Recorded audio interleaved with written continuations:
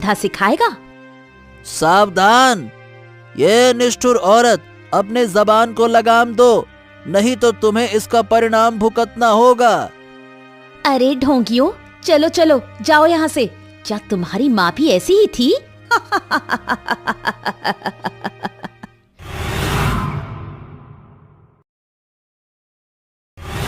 एक छोटे से गांव बीरमपुर में एक दयालु अमीर किसान हरिदास रहता था। हरिदास की फसलें हर साल लहलहाती थीं, जिन्हें बेचकर वो गांव का सबसे बड़ा अमीर किसान बन गया। उसका दिल भी बहुत बड़ा था। वो हमेशा गांव के गरीबों की मदद करता था। उसकी पत्नी मीरा एक घमंडी और अहंकारी महिला थी, जो हमेशा दूसरों की गलतियां निकालती थी और उनका मजाक उड़ाती थी। अजी सुनते हो, कहाँ मर गए? हमारी सारी संपत्ति गांव वालों को ही चढ़ा दोगे क्या? हमारे आने वाले बच्चों के लिए भी कुछ रख दो। अरे अरे अरे अरे अरे भाग्यवान, तुम ऐसा क्यों बोल रही हो? देखो, तुम अभी गर्भवती हो। तुम्हारा चिल्लाना, गुस्सा करना, ये हमारे आने वाले बच्चों को नुकसान पहुंचाता है। शांत रहो, शांत रहो, लंबी लंबी सांस लो, शांत। हाँ हाँ, मैं तो कुछ बोलूं भी नहीं। हाँ। और इस गरीब अजगर जैसे काले आदमी को इतने सारे अनाज की बोरी क्यों दे रहे हो? अरे अरे अरे अरे भाग्यवान, ऐसा ना बोलो। देखो, ईश्वर ने सभी का शरीर अलग अलग बनाया है।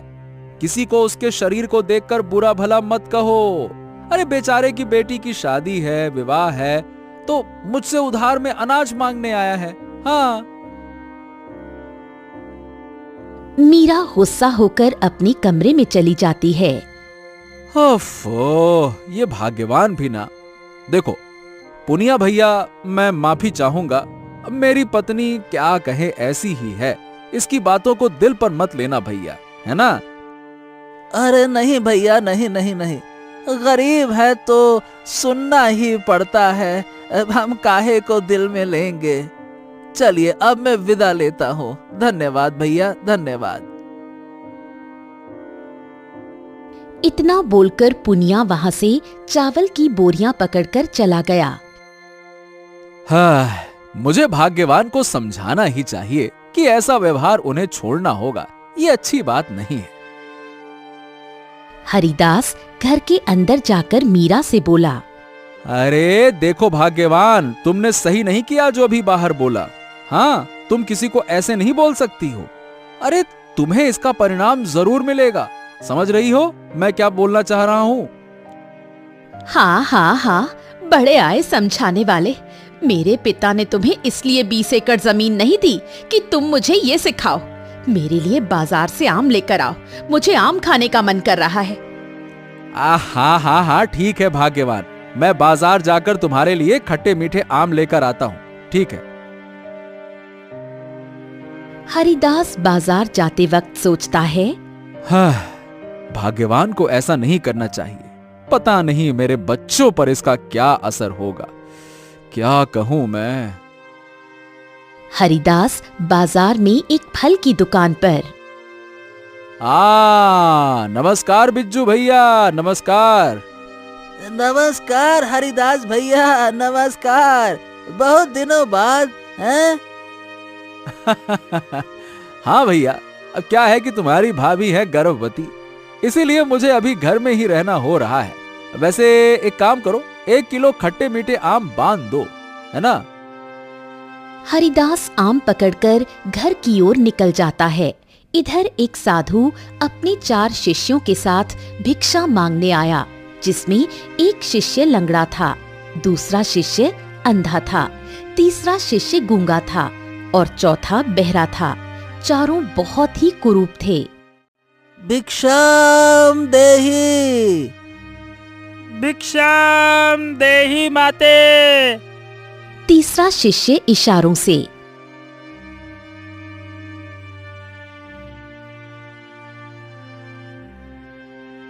साधु बाबा बोलते हैं, अरे नहीं नहीं नहीं नहीं शिष्यों, हमें धैर्य रखना चाहिए। और हाँ, इस बार तुम आवाज लगाओ शिष्य। भिक्षाम देहि माई भिक्षाम देहि। इधर मीरा अपने कमरे में आराम कर रही थी। अरे कौन है? परेशान करके रख दिया।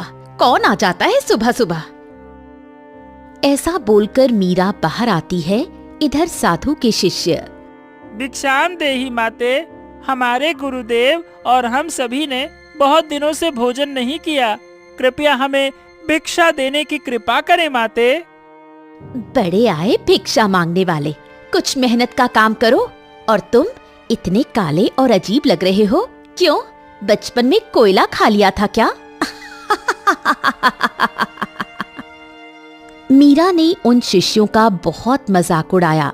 तभी साधु बोलते हैं, पुत्रे पुत्रे पुत्रे, ऐसी बातें ना कहो।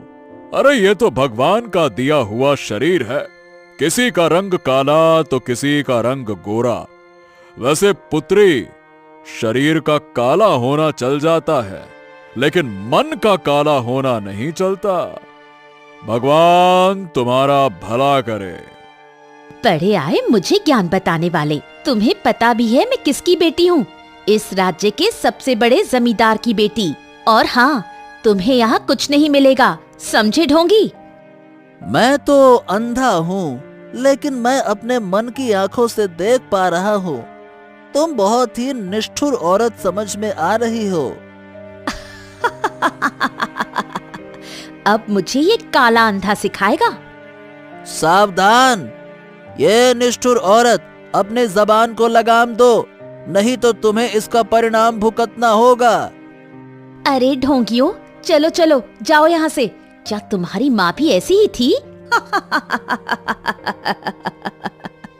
मीरा जोर जोर से हंसती है।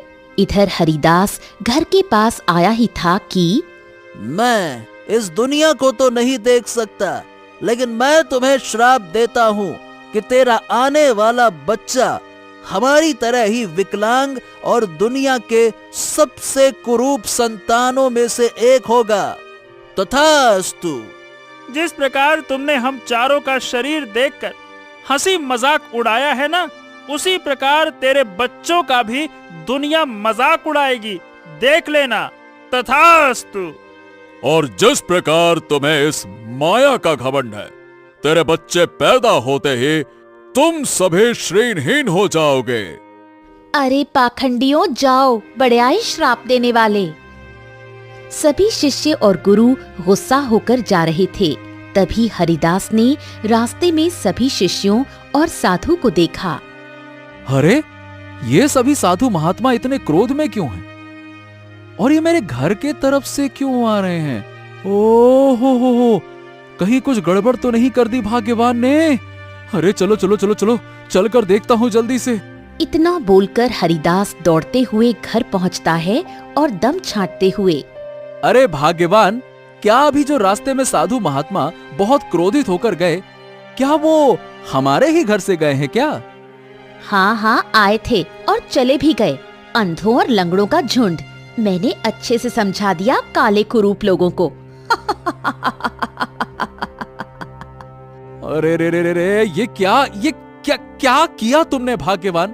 तुमने ये बिल्कुल अच्छा नहीं किया है, मैं तुम्हें बता रहा हूँ। ये बताओ, क्या उन्होंने गुस्से में आकर कुछ कहा तो नहीं तुम्हें? हाँ? तो क्या उनके बोलने से हमारे आने वाली संतान अंधी, लंगड़ी और गूंगी होगी? कहाँ से आ जाते हैं ऐसे पाखंडी?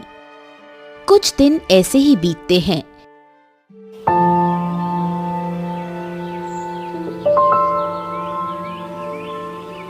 एक दिन अचानक मीरा दर्द से करहा रही थी। अजी कहाँ हो? जरा देखो, मुझे बहुत दर्द हो रहा है, जरा वैद्य जी को बुला लाओ। हाँ हाँ हाँ हाँ भाग्यवान, हाँ हाँ। अरे मंगरू जल्दी आ, कहाँ है मंगरू? आ गया हरिदास जी, आ गया, कहिए। अरे मंगरू, वैद्य जी को बुलाकर ला। तुम्हारी भाभी कभी भी बच्चे को जन्म दे सकती है। जल्दी कर, जा बुला कर ले आ, जा। मंगरू गांव के वैद्य को पकड़कर ले आता है। हाँ वैद्य जी, देखिए ना, भाग्यवान दर्द से बहुत कराह रही है। वैद्य जी, कुछ कीजिए ना वैद्य जी, कुछ कीजिए। वैद्य मीरा को देखता है और गांव की एक धाइमा को बुलाने को कहता है।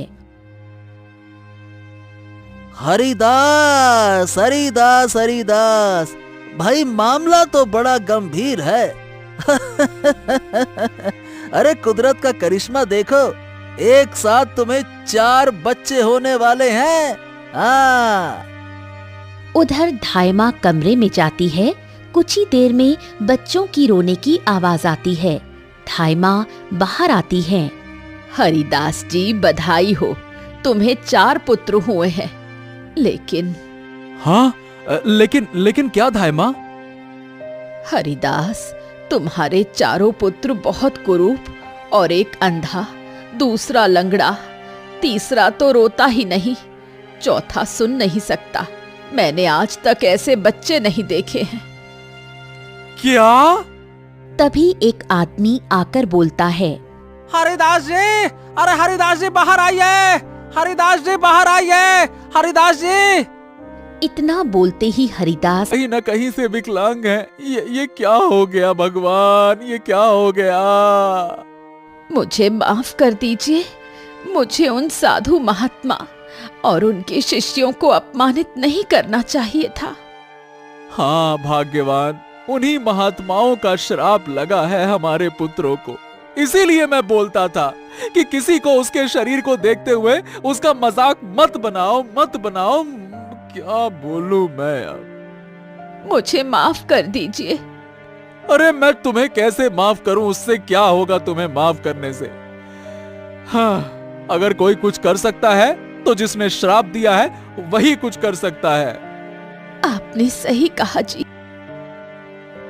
धाइमा और वैद्य जी अपने अपने घर लौट जाते हैं।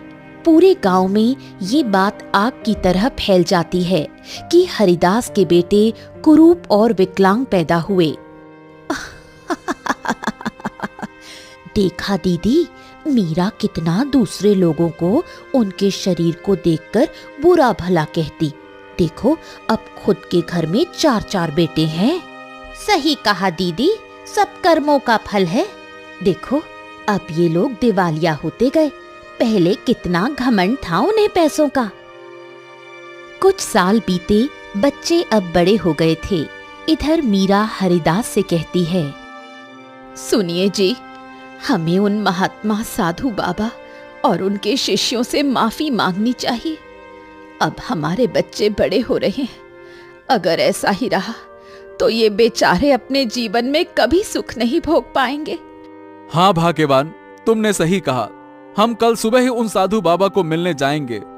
लेकिन हम कहाँ मिलेंगे साधु बाबा से? हाँ, वो महात्मा और उनके शिष्य गांव के जंगल में ही कुटिया बनाकर रहते हैं भाग्यवान, तो वहीं जाएंगे।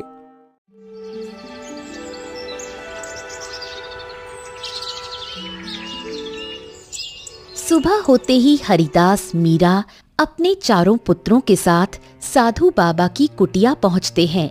कुटिया में 4 शिष्य बैठे थे। साधु बाबा, साधु बाबा, साधु बाबा, मेरे बच्चों को श्राप से मुक्त कर दीजिए। ये मेरे पुत्र हैं, मोहन, सुरेश, गोपाल और महेश। बाबा, मेरी पत्नी की गलतियों का इतना बड़ा दंड मत दीजिए बाबा, वो भी हमारे बच्चों को, जिनका कोई दोष ही नहीं है। बाबा, बाबा क्षमा कर दीजिए ना। ये तो संभव नहीं है कि हम अपने श्राप को वापस ले सकें, लेकिन हमारे गुरुदेव चाहें तो इस श्राप को तोड़ने का उपाय जरूर बता सकते हैं। हरिदास अपने परिवार और उन 4 शिष्यों के साथ गुरुदेव की कुटिया की तरफ जाते हैं। प्रणाम, प्रणाम गुरुदेव, प्रणाम। हाँ, खुश रहो बेटा, खुश रहो। बाबा, हमारे इन 4 पुत्रों को श्राप से मुक्त कर दीजिए ना। हाँ बाबा, हमें ठीक कर दीजिए।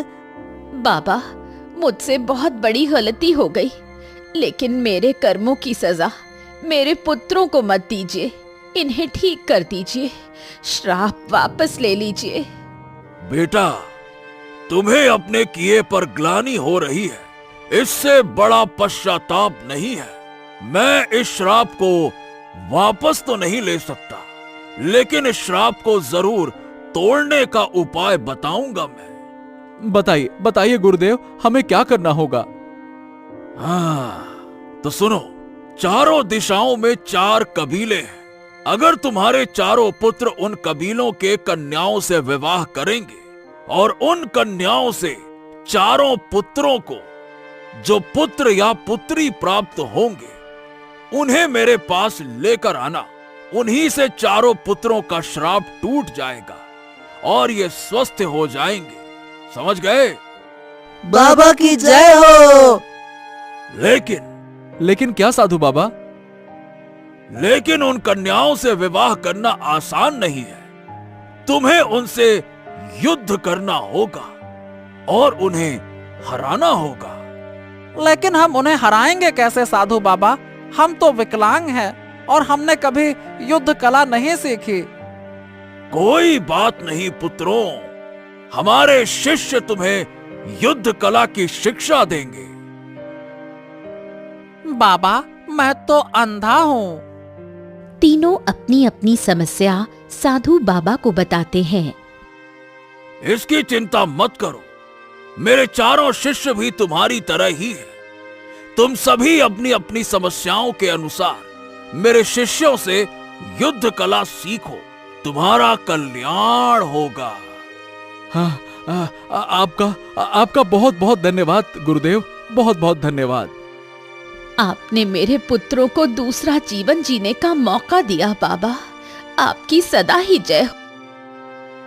हरिदास और मीरा अपने उस घर को छोड़कर उसी जंगल में एक कुटिया बनाकर रहने लगते हैं, क्योंकि वो लोग बहुत गरीब हो गए थे। इधर चारों पुत्र साधु बाबा के शिष्यों से युद्ध कला सीखते हैं। आप चारों साधु बाबा के शिष्य हैं, लेकिन हम आप चारों को अपना गुरु मानते हैं। तुम्हारा कल्याण हो।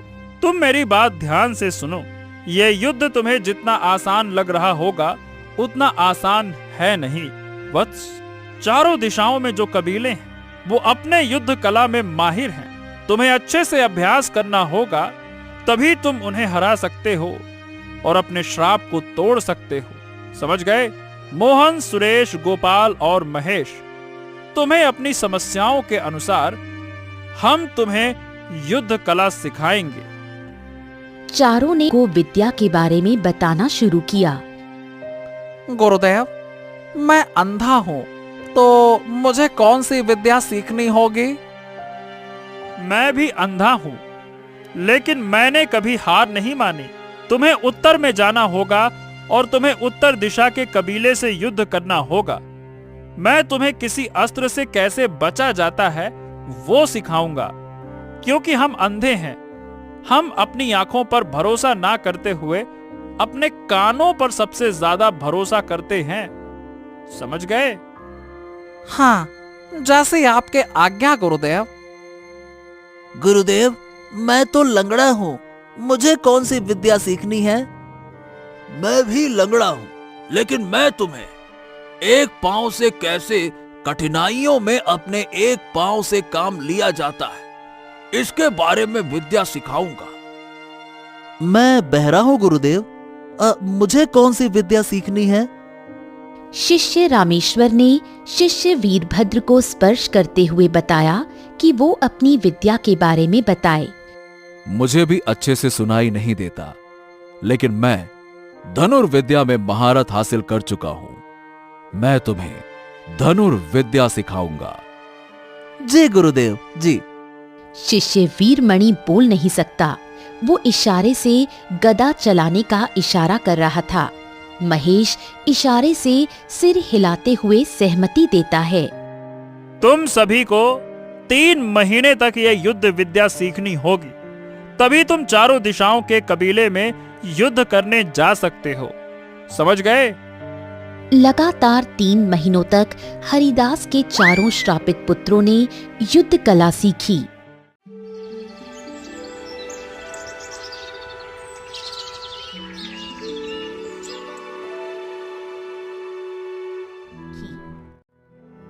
हाँ गुरुदेव, हमने 3 महीने कड़ी मेहनत करके युद्ध कला सीखी, अब हमें चारों दिशाओं में जाने की आज्ञा दीजिए।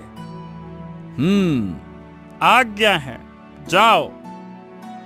लेकिन गुरुदेव, हम चारों भाइयों को एक साथ जाने की आज्ञा दीजिए ताकि हम एक दूसरे की सहायता कर सकें। जरूर, विजयी भव, जाओ। चारों भाई उत्तर दिशा में जाते हैं।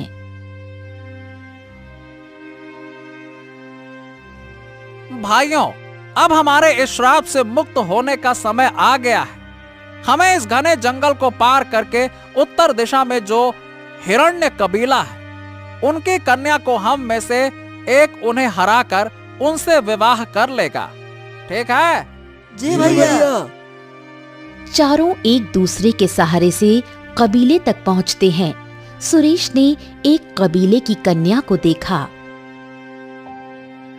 सुंदरी, तुम क्या हिरण्य कबीले से हो? कबीले की कन्या बोली, हाँ मुसाफिर, लेकिन आप सभी कौन हैं? इस राज्य के तो नहीं लगते। हाँ सुंदरी, हम इस कबीले की कन्या से विवाह करना चाहते हैं। तुम और इस अवस्था में हमसे विवाह करना इतना आसान नहीं। तुम्हें विवाह करने से पहले हमसे युद्ध करना होगा।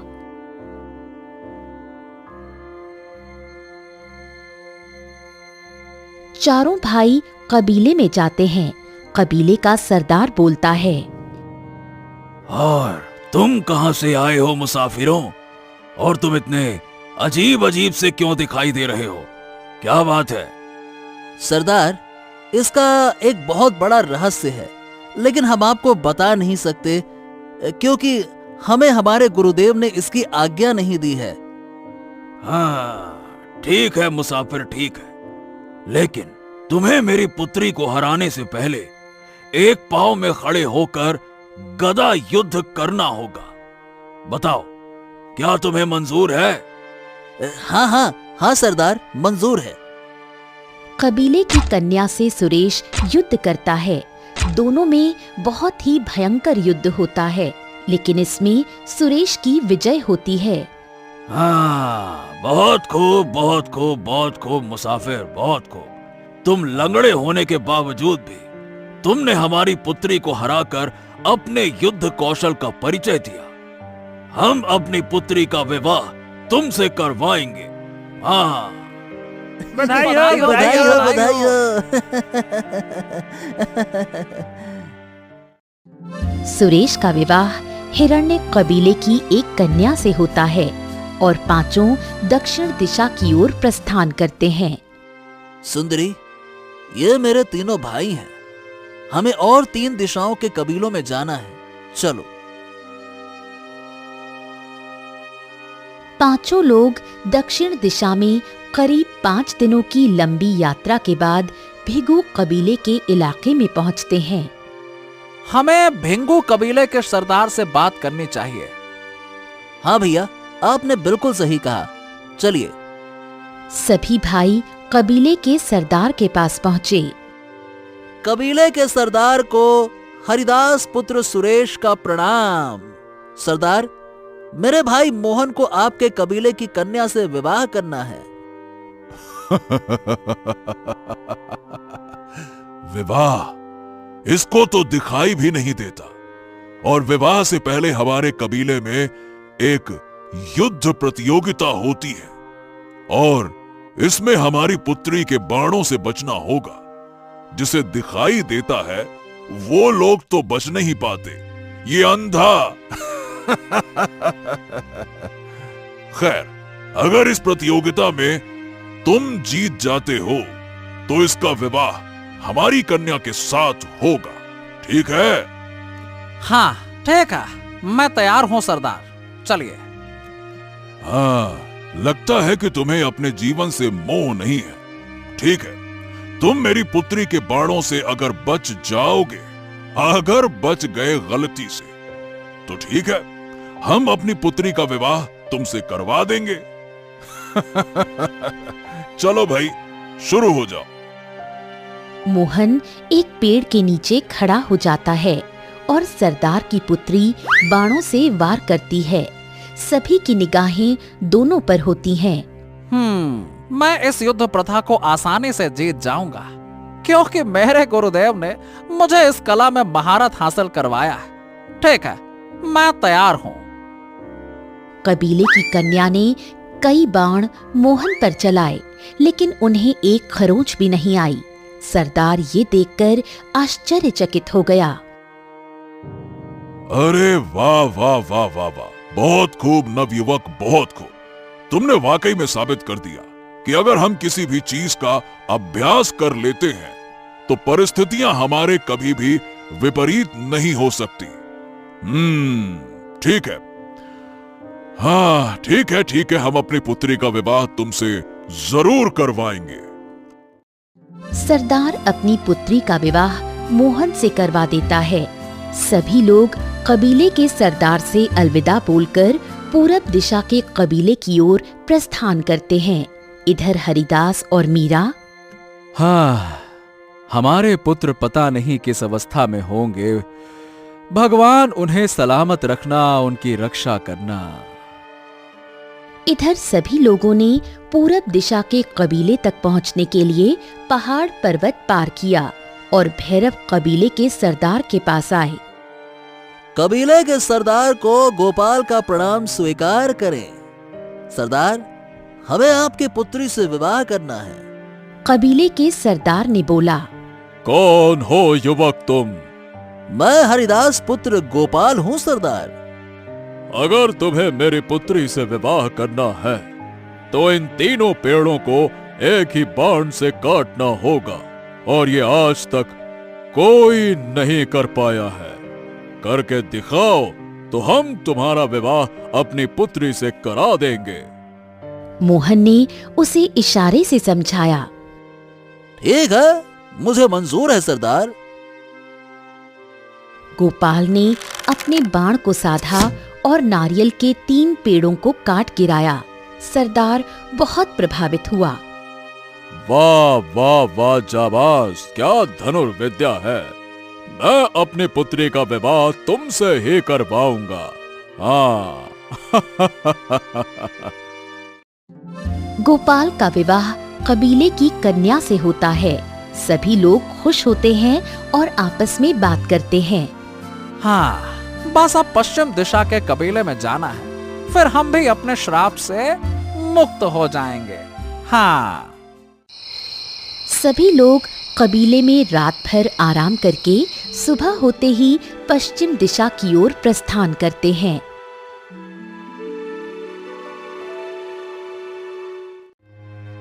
भाइयों, हमें चलते रहना होगा।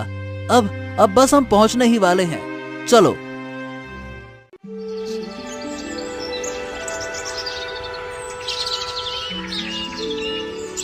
छह दिन की पैदल यात्रा के बाद पश्चिम दिशा के पौरुष कबीले में पहुंचकर महेश इशारा करता है।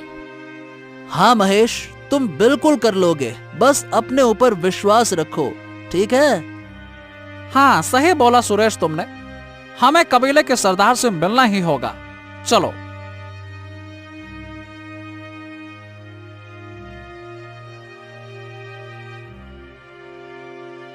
कबीले के सरदार को मेरा प्रणाम। मैं हरिदास पुत्र सुरेश हूँ।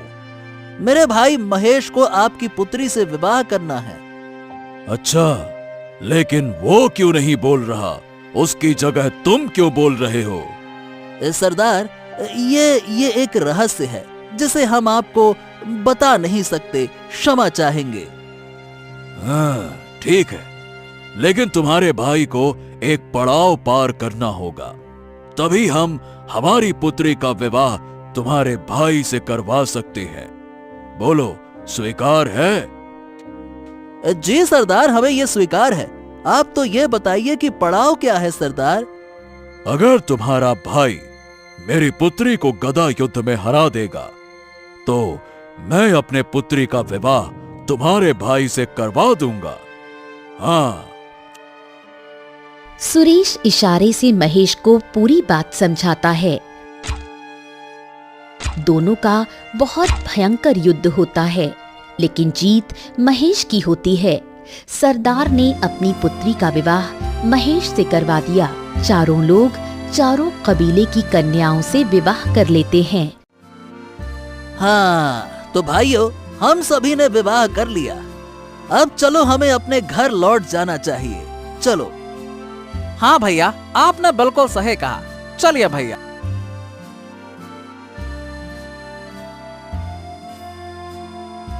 सभी भाई अपनी पत्नियों को लेकर अपने घर को पहुंचते हैं। अरे अरे भाग्यवान, अरे भाग्यवान, देखो कौन आया है। अरे देखो तो। कौन आया जी? मीरा अपनी झोपड़ी से बाहर आती है और सभी को देखकर बहुत खुश हो जाती है। प्रणाम पिताजी, प्रणाम माँ। हम सभी भाइयों ने कबीलों की कन्याओं से विवाह कर लिया। अब वो दिन दूर नहीं जब हम सभी भाई स्वस्थ हो जाएंगे माँ। हाँ हाँ बेटा, हाँ बिल्कुल सही बात है। सभी बहुओं ने हरिदास और मीरा को प्रणाम किया। कुछ साल बाद सभी भाइयों को एक एक पुत्र रत्न की प्राप्ति हुई। सुनिए जी, आप इतने कुरूप और लंगड़े कैसे हुए? इसके पीछे बहुत बड़ा रहस्य है। दरअसल हमें साधु बाबा का श्राप मिला है। तो इस श्राप को कैसे तोड़ा जा सकता है जी? मेरा बेटा इस श्राप को तोड़ने में सहायता करेगा। सुरेश अपने सभी भाइयों के पास जाता है। भाइयों, अब हमें साधु बाबा के बताए अनुसार उनके पास जाना चाहिए। हाँ भैया, हाँ आपने सही कहा। हमें माँ और पिताजी की आज्ञा लेकर साधु बाबा की कुटिया में जाना होगा। सभी भाई हरिदास और मीरा से आज्ञा लेकर अपने बच्चों के साथ साधु बाबा की कुटिया में जाते हैं। भाइयों, हाँ, क्या लगता है कि क्या हम सभी ठीक हो जाएंगे? अरे हाँ भाई, बिल्कुल ठीक हो जाएंगे। आप चिंता ना करें, है ना? चलिए। पिताजी, आप चिंता मत करिए, हम आपकी जरूर सहायता करेंगे। हाँ। सभी लोग कुटिया में पहुंचकर साधु बाबा से, साधु बाबा प्रणाम प्रणाम, हमें इस श्राप से मुक्ति दीजिए। हमसे ये पीड़ा और सहन नहीं होती साधु बाबा, बस। बेटा तुम चिंता ना करो, मैं तुम्हें एक अभिमंत्रित जल दूंगा। तुम इन बच्चों से अपने ऊपर ये पवित्र जल छिड़कवा लेना, जिससे तुम सुंदर और स्वस्थ हो जाओगे। साधु बाबा ने अपने कमंडल के जल को अभिमंत्रित किया। ओम ह्रीं क्लीं स्वाहा, ओम ह्रीं क्लीं स्वाहा।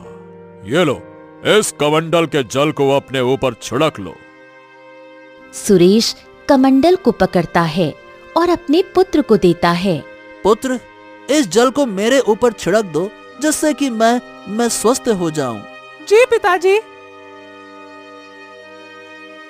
जैसे ही उस पवित्र जल की छींटें सुरेश के शरीर पर पड़ी, सुरेश एक सुंदर युवक में बदल गया और स्वस्थ हो गया।